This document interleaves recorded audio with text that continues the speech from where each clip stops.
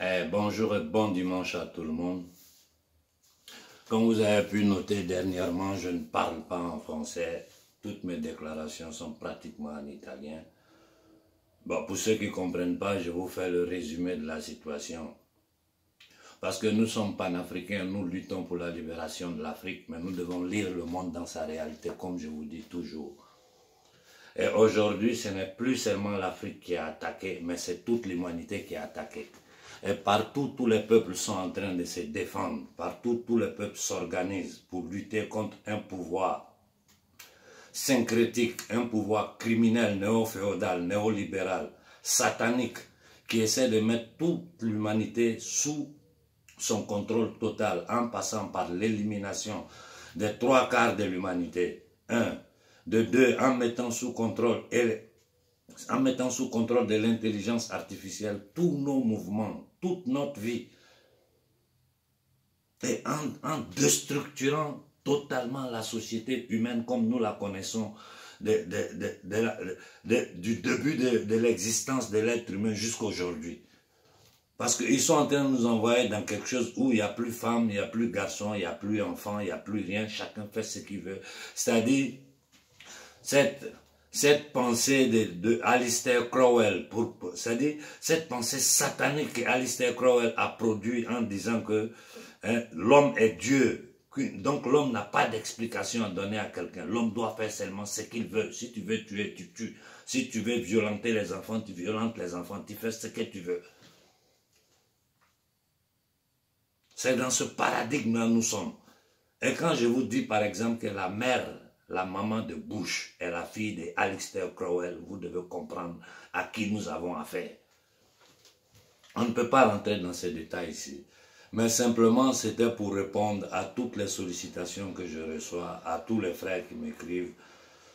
Pour les dire, d'abord, au niveau de mes documents, rapidement, j'ai tout réglé. J'ai repris toutes mes cartes bancaires. Bon, j'ai refait ma carte d'identité, j'ai tout repris.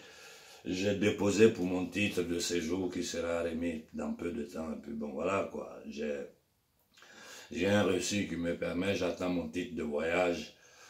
Je crois que dans 1 mois au maximum, tout sera réglé. Donc je pourrai de nouveau voyager vers l'Europe. Parce que mon intention aujourd'hui, c'est de croiser les hommes qui comptent en Europe, les vrais hommes intègres, des hommes de pouvoir mais qui sont dans l'ombre, et exposer le problème de l'Afrique, demander des soutiens publics à la situation africaine.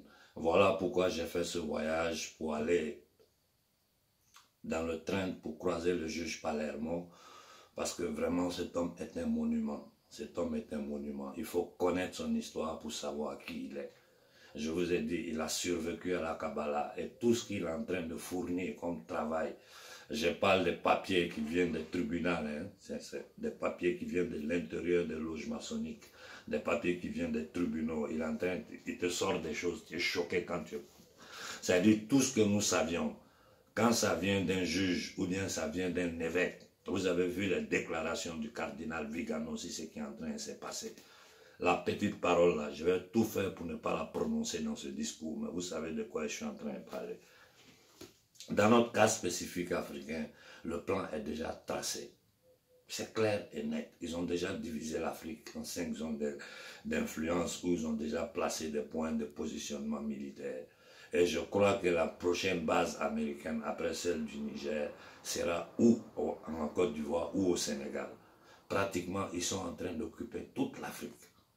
Ils sont en train d'occuper l'Afrique. Ils vont tenter de faire un régime change en enlevant les vieux endocollants qu'eux-mêmes ils ont installés pour placer de nouvelles personnes, parce qu'on va vers un nouveau paradigme où l'Africain, c'est-à-dire les 3/4 de la société africaine seront balayés. Ceux qui restent là seront des gens à leur service. Comme ils l'ont toujours dit sans le cacher, l'Afrique sans les Africains serait un paradis pour nous. Voilà pourquoi aujourd'hui nous nous mettons aux côtés. Moi, principalement ici en Italie, je me mets aux côtés de la résistance italienne. Parce que s'ils arrivent, il faut que vous compreniez quelque chose. Ces gens-là, ils travaillent toujours par working progress. Vous avez vu, dans le passé, ils ont fait l'esclavage. Après une bulle papale. Ils sont quittés dans ça, dans le siècle, ce qu'ils appellent le siècle des Lumières, que moi j'appelle le siècle de l'ombre, des ténèbres, parce que c'était tous des sataniques francs-maçons. hein. Des gens comme Voltaire qui étaient des négriers. C'est dans le siècle des Lumières qu'ils ont fait la colonisation. Et après la Seconde Guerre mondiale, après la conférence de Yalta, après avoir pris tous les accords sur les institutions de Bretton Woods, ces gens-là, ils nous ont mis dans une nouvelle forme d'esclavage. C'est dans ça que nous sommes jusqu'à aujourd'hui. Mais aujourd'hui, là, ils ont dépassé tout ça. Je vous dis, ils travaillent par work in progress. Aujourd'hui, ils sont arrivés au point où il faut éliminer les 3/4 de l'humanité. C'est-à-dire, si cette terre-là, au maximum, nous devons 500 millions. Pour le moment, entre 500 millions et 1 milliard sont acceptables pour eux. C'est-à-dire des codes à barre, des êtres humains totalement contrôlés, sous leur contrôle. Hein, ils vont contrôler la naissance. C'est-à-dire, ils vont nous transformer en des esclaves de nouvel ordre mondial. Ceux qui n'ont pas lu les œuvres de George Orwell, il y a le fameux 1984, si vous allez le lire, ça va vous permettre de comprendre vers quelle direction ces gens-là sont en train d'envoyer l'humanité après un génocide qu'ils ont totalement programmé. Je vous ai dit, l'attaque sur l'Afrique va bientôt commencer. Donc nous, de la diaspora, nous devons nous allier à la résistance occidentale, à la résistance asiatique, parce qu'on a un seul ennemi. L'ennemi, il est un et il a ses hommes versés partout dans le monde. Comme aujourd'hui, tout l'Occident a compris. Regardez le petit qui gouverne la France. C'est le boy de Rothschild. Regardez celui qui gouverne l'Italie. C'est les gens de JP Morgan. C'est-à-dire, à travers les corporations, ils ont essayé avec le TTIP, ça n'a pas marché. En 2001, ils ont essayé, ça n'a pas marché. Cette fois-ci, ils ont presque réussi les choses, mais nous pouvons les arrêter. Voilà pourquoi nous, de la diaspora africaine, nous les panafricains, quand la société civile occidentale se lève pour manifester, manifestons avec eux. Parce qu'ils sont en train de nous guetter. Vous voyez qu'ils veulent transformer les choses là chez nous là-bas. Manifestons avec eux et profitons de ça pour déballer tous les problèmes de l'Afrique. Il faut que nous, de la diaspora, nous transportons ce combat-là sur le territoire ici. Parce que ce qui se passe en Afrique là-bas, nous qui sommes ici, nous savons. Les gens ne sont même pas informés. Il y a des gens en Afrique qui sont très fameux. Mais ici, personne ne les connaît. C'est pour vous dire que tout ce qui se passe en Afrique est totalement censuré. Tous les médias appartiennent à cette cabale. Tous les médias, tous les grands testats internationaux appartiennent à cette cabale. Quand ils disent quelque chose là, c'est à voix unifiée. Tout le monde répète la même chose. Regardez le bordel qu'ils sont en train de raconter sur l'Afghanistan.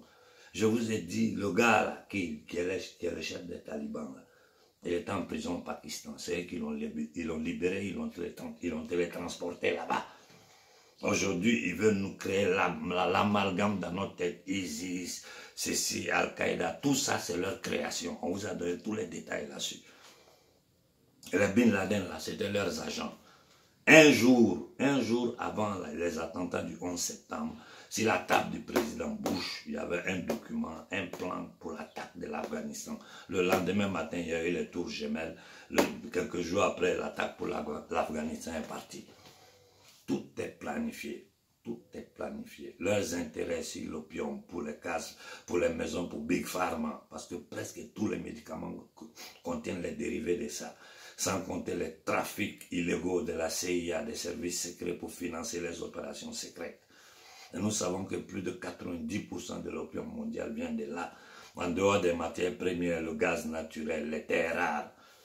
Ce jeu qu'ils sont en train de faire là, on a compris ce que c'est.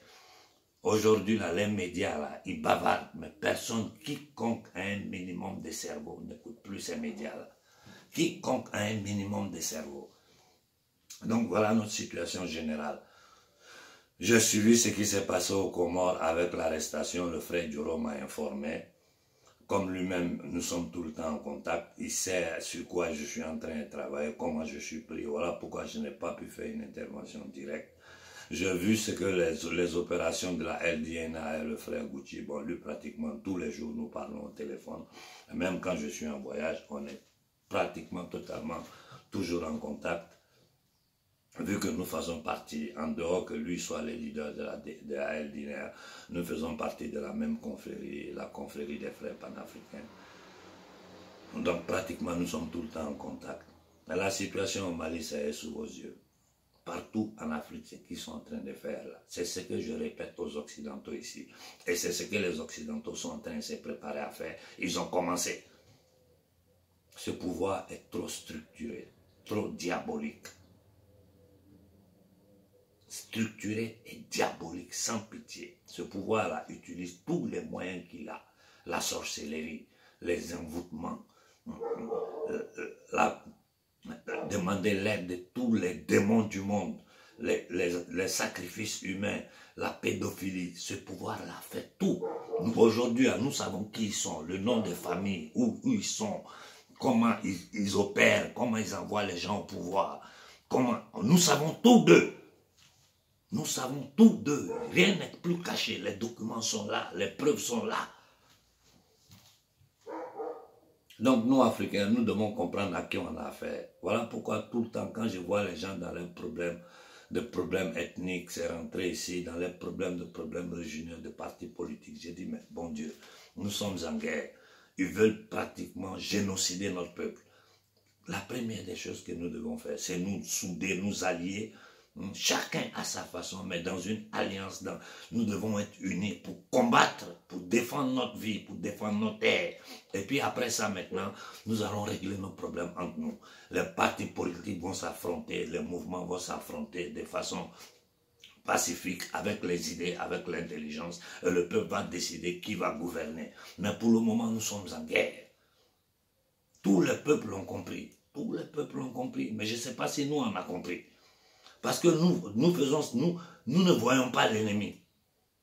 L'ennemi là, ce n'est pas vos endocolons là. Ceux-là, c'est le bas niveau de la pyramide. Ils ne comptent pas. Le système qu'ils ont décidé pour l'Afrique là, c'est ça. Que ce soit eux, que ce soit, tu viens là, tu dis non, on t'élimine. Vous le savez tous comment ça finit.